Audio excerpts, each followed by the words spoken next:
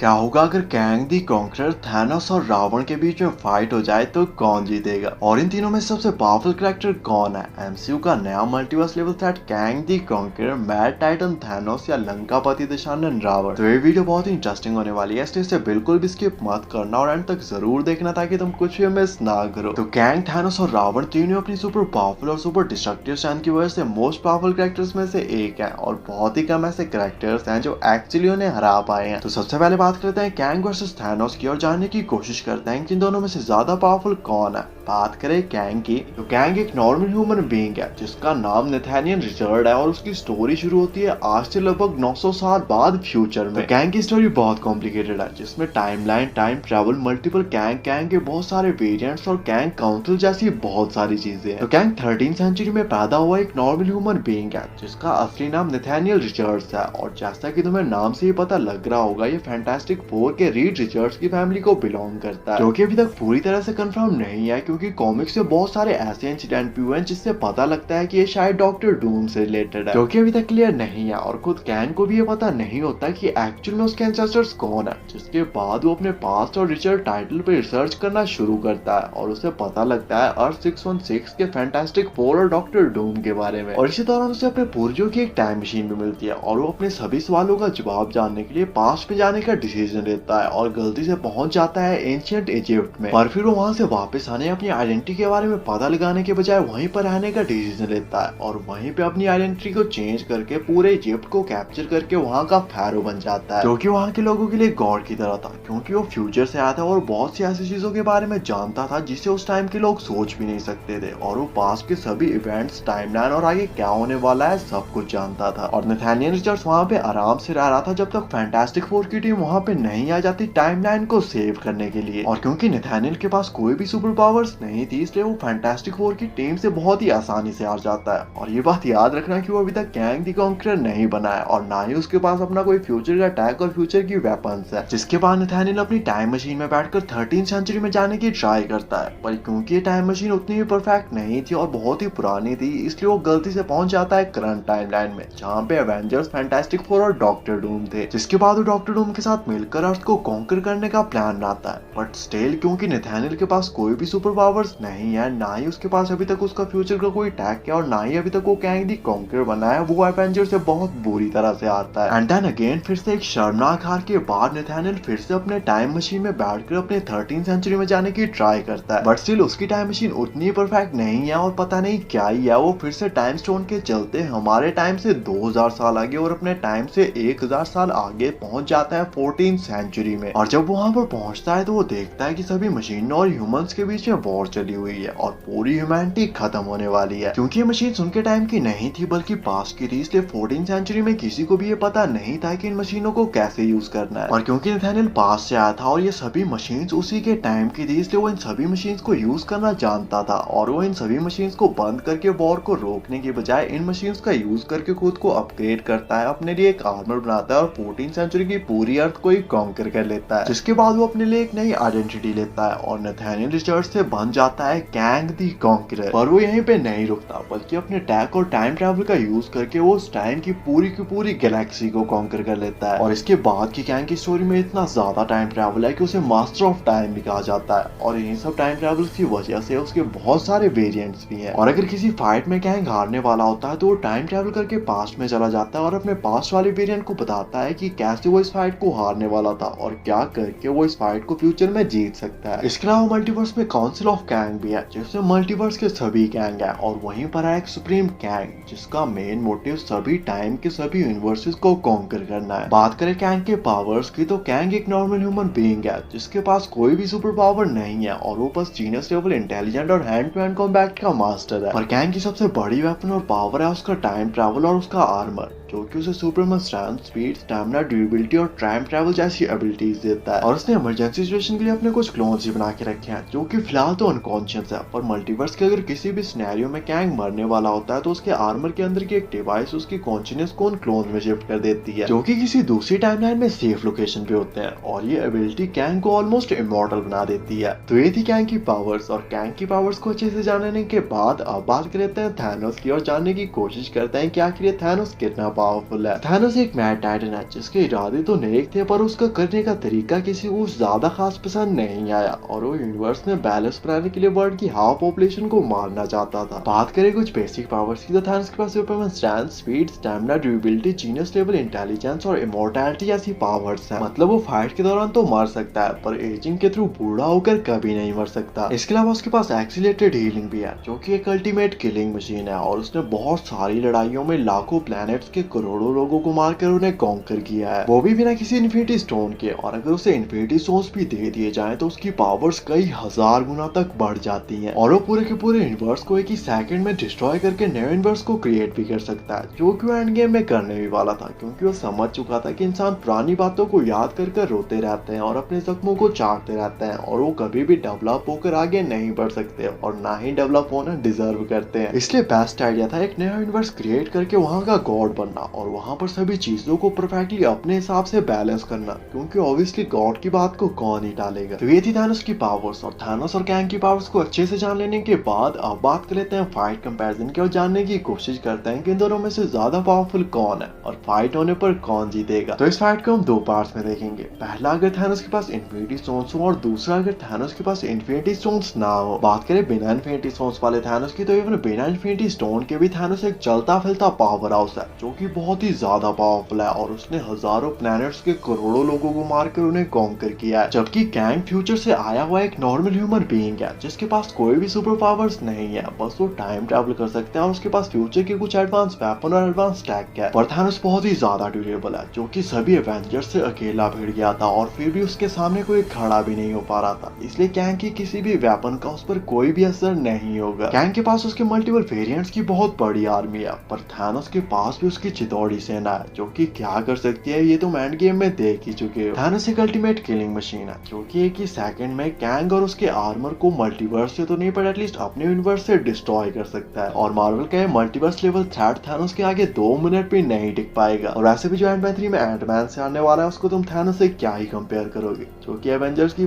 पूरी टीम से अकेला भिड़ गया था। और अगर थानोस को सभी इन्फिनिटी स्टोन्स भी दे दिए जाए तो वो सिर्फ एक चुटकी बजाकर कैंग और उसके सभी वेरिएंट्स को एक ही सेकंड में एग्जिस्टेंस से इरेज कर सकता है। इन दी एंड कैंग ना ही थानोस को मार सकता है ना ही उसे हरा सकता है, जबकि थानोस कैंग को मार भी सकता है और उसे हरा भी सकता है। इसलिए थानोस इस फाइट का एक अल्टीमेट विनर होगा और फाइट में चाहे जो भी हो इन दी एंड जीतेगा थानोस ही। हाँ, एक पॉसिबिलिटी ये हो सकती है कि कैंग टाइम में पीछे जाकर बेबी थानोस को ही मार दे, पर इस सिनेरियो में थानोस और कैंग की कभी फाइट ही नहीं होगी। इसलिए अगर कैंग ऐसा नहीं करता और मल्टीवर्स या फ्यूचर में कभी इन दोनों के बीच में फाइट होती है तो थानोस इस फाइट का एक अल्टीमेट विनर होगा। तो बात करते हैं कैंग वर्सेस रावण की और जानने की कोशिश करते हैं कि इन दोनों में से ज्यादा पावरफुल कौन है। बात करें रावण की, रावण महादेव का सबसे बड़ा भक्त और अपने टाइम का सबसे इंटेलिजेंट राजा था जिसे 6 शास्त्र और 4 वेद पूरी तरह से याद थे। रावण महान ऋषि विशर्वा और राक्षसों की रानी कैकेयी का बेटा था, इसलिए वो ब्राह्मण और असुर दोनों था और इसमें उसकी माँ की तरफ से राक्षसी गुण और शक्तियां और उसके पिता की तरफ से तेज दिमाग पहले से था, जिसके बाद उसने बहुत ज्यादा मेहनत और कठोर तपस्या करके इतनी ज्यादा शक्तियों और सिद्धियों को प्राप्त कर लिया था कि वो तीनों लोकों में सबसे शक्तिशाली बन चुका था। रावण ने एक बार कठोर तपस्या के दौरान ब्रह्मदेव को अपने 10 सिर चढ़ाए थे, जिससे प्रसन्न होकर ब्रह्मदेव ने रावण को अमृत का वरदान दिया, जिससे रावण इमॉर्टल हो गया और उसके पास सुपरनैचुरल हीलिंग और रीजनरेशन की पावर्स भी आ चुकी थी। इसलिए जब भी कोई रावण के सिर या किसी भी बॉडी पार्ट को काट देता था तो रावण मरता नहीं था, बल्कि वहाँ पर उसका दूसरा सिर आ जाता था। और ब्रह्मदेव के इस वरदान की वजह से कोई भी देव, दानव, नाग, राक्षस या जानवर ना ही रावण को मार सकते थे ना ही उसे हरा सकते थे, और रावण को मारना या हरा पाना सिर्फ किसी मानव के लिए ही संभव था। रावण एक कुशल राजा था जो हमेशा अपनी सेना के आगे चलता था और उसने बहुत सारे युद्ध बगैर सेना के अकेले भी जीत लिए थे। रावण इतना ज्यादा शक्तिशाली बन चुका था कि तीनों लोकों में किसी के लिए भी उसको हरा पाना लगभग असंभव था। इसलिए उसने एक बार यमराज पे आक्रमण करके यमराज को हरा दिया था, कुबेर से उसका पुष्पक विमान छीन लिया था और शनिदेव को भी युद्ध कर उसे बंदी बना दिया था। रावण बहुत ही ज्यादा ड्यूरेबल था और उसका कवच इतना ज्यादा स्ट्रॉन्ग था कि वज्र, सुदर्शन और ब्रह्मास्त्र तक उसके आर्मर को तोड़कर उसके पार नहीं जा सकते थे। और रावण के रीजनरेशन और फाइटिंग स्किल्स को आप फाइनल फाइट में देख ही सकते हो, जब उसने अपने सैकड़ों हीरो को दोबारा से रीग्रो किया था, लक्ष्मण और हनुमान जैसे महावीर योद्धाओं को हरा दिया था और वानरों की आधे से ज्यादा सेना को एक ही सेकंड में ब्रह्मा के तमशास्त्र से मार डाला था। रावण के पास इमेंसिव स्ट्रेंथ थी और वो कभी भी फाइट के दौरान अपनी फुल स्ट्रेंथ का यूज नहीं करता था, क्योंकि उसे डर लगा रहता था कि अगर कहीं उसने अपनी फुल स्ट्रेंथ का यूज किया तो वो सब कुछ डिस्ट्रॉय कर देगा। साथ ही उसके पास सुपर स्पीड और फ्लाई जैसी पावर्स भी थी, जो कि एक ट्रेन्ड वॉरियर था और वो हर तरह के कॉम्बैक्ट और वेपन्स को यूज करना जानता था। रावण डॉक्टर स्ट्रेंज स्ट्रेंज की तरह अपने ओपोनेंट की मूव्स को प्रेडिक्ट कर सकता था, अपने मल्टीपल क्लोन्स बना सकता था और एंटमैन की तरह अपने साइज को छोटा बड़ा भी कर सकता था। और साथ ही रावण की हर एक वेपन मैजिकल और सुपर डिस्ट्रक्टिव होती थी, जो कि अर्थ या किसी भी दूसरे प्लेनेट को एक ही सेकंड में डिस्ट्रॉय कर सकती थी। तो ये थी रावण की पावर्स। और रावण और कैंग की पावर्स को अच्छे से जान लेने के बाद अब बात कर लेते हैं फाइट कंपैरिजन की और जानने की कोशिश करते हैं कि इन दोनों में से ज्यादा पावरफुल कौन है और फाइट होने पर कौन जीतेगा। तो कैंग बहुत ही पावरफुल कैरेक्टर है, जो कि फाइट में मोस्टली डिपेंड करता है अपने फ्यूचर के एडवांस टैक और एडवांस वेपन्स पर रावण बहुत ही ज्यादा ड्यूरेबल है और इवन ब्रह्मास्त्र, वज्र और सुदर्शन तक उसके आर्मर को तोड़कर उसके पार नहीं जा सकते। इसलिए कैंग की किसी भी वेपन का रावण पर कोई भी असर नहीं होगा। जबकि दूसरी तरफ रावण के पास उसकी बहुत सारी मैजिकल पावर्स और सुपर डिस्ट्रक्टिव दिव्य अस्त्र भी हैं, जो कि एक ही सेकंड में कैंग की एग्जिस्टेंस तक को यूनिवर्स से इरेज कर सकते हैं। कैंग अपने पास्ट और फ्यूचर के वेरिएंट्स को बुलाकर इस फाइट को जीतने की कोशिश कर सकता है, पर रावण के पास ब्रह्मास्त्र जैसे सुपर पावरफुल और डिस्ट्रक्टिव वेपन्स हैं, जो कि एक ही सेकंड में पूरे के पूरे प्लैनेट्स तक को डिस्ट्रॉय कर सकती हैं। कैंग के पास एक एडवांटेज है,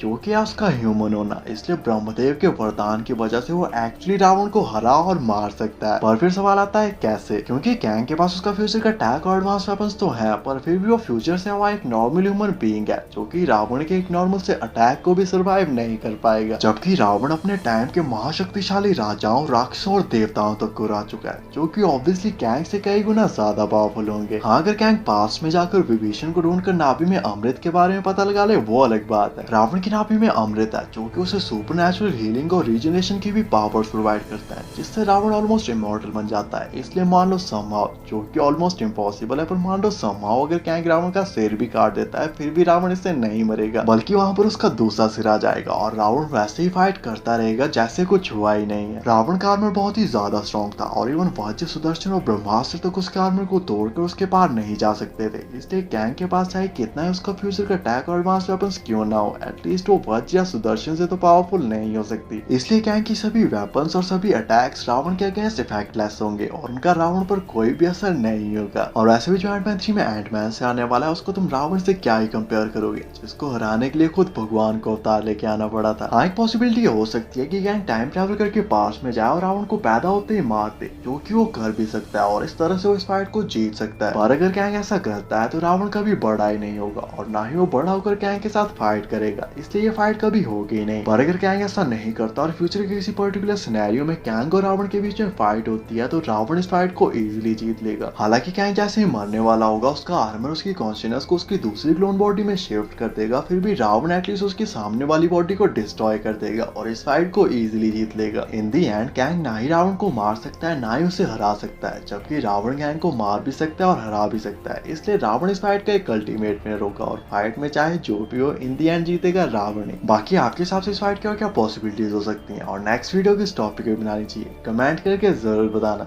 ऐसी अमेजिंग वीडियोस के लिए चैनल को सब्सक्राइब कर देना एंड थैंक्स फॉर वॉचिंग।